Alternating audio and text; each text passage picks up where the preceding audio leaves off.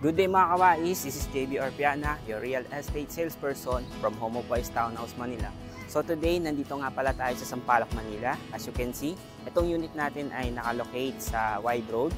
So 2 to 3 lanes po, kasya yung ating mga sasakyan. At ito nga pala po yung ating unit na merong lot area na 60 square meters at merong total floor area of 180 square meters. So ano pang hinihintay nyo? Pasukin na natin. Okay, so ito nga pala yung ating space na kasya yung ating dalawang car.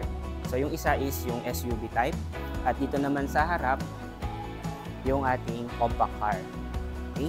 So itong side pala natin is made of pebbles. So as you can see, maganda rin po yung ating flooring mismo. Right, so ito po yung ating pin lights.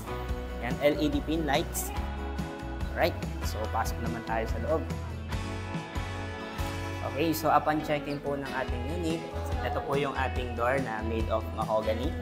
And then sa likod po nito, nakalocate yung ating panel switch. Ayan po.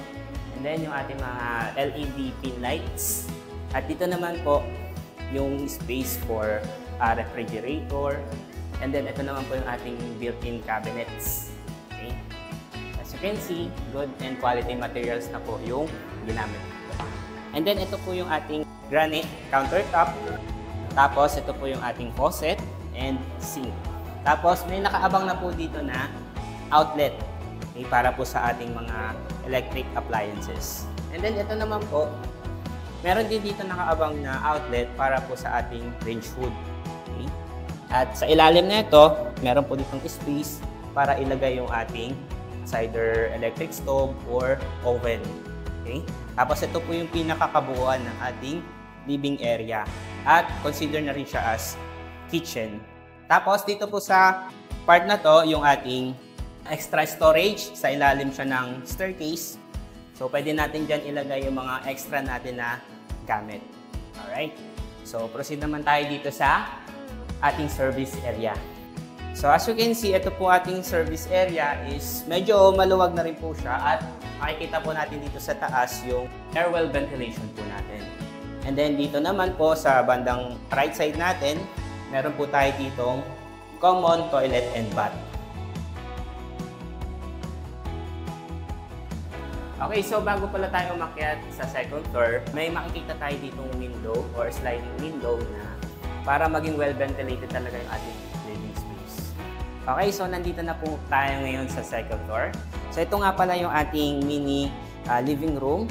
Tapos meron po tayo ditong space para ilagay po yung ating couch or pwede rin po siyang mag-serve as ating study area. Okay? Or pwede dito rin tayo mag-bonding ng inyong family. Tapos ito po yung ating cove lights sa taas. Okay? At dito naman po yung ating glass door. Ito po. Ayan. And then ito pong space na po na to is service area din po siya.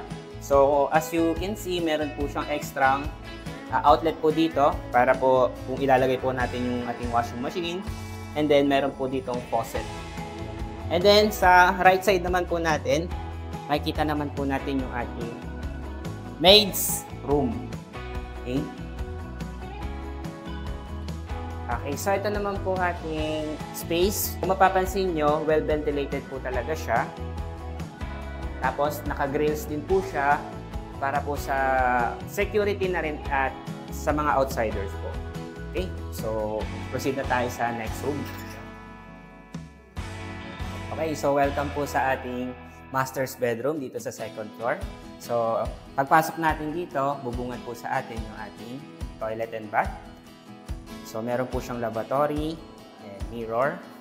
So may lagayan din po siya ng tissue. And may bidet din po dito sa ating CR. And then dito po is merong tayong shower enclosure and overhead shower. So as you can see, very modern po talaga yung kanyang design. Okay, so ito naman pong space na to is kasya po yung ating king size bed. And dito naman po sa left side yung ating modular cabinets na floor to ceiling. And then meron din po diyang space sa taas pa para ilagay po natin yung iba po nating gamit. And then dito naman po sa right side po natin yung ating window. Sliding window natin. Okay? So well ventilated talaga siya. Tapos yung ating door palabas ng balcony. Okay? Napaka-presko talaga dito kasi well ventilated talaga siya. Okay, so dito pala sa balcony natin, tanaw po natin dito yung mga buildings na makikita natin sa UST.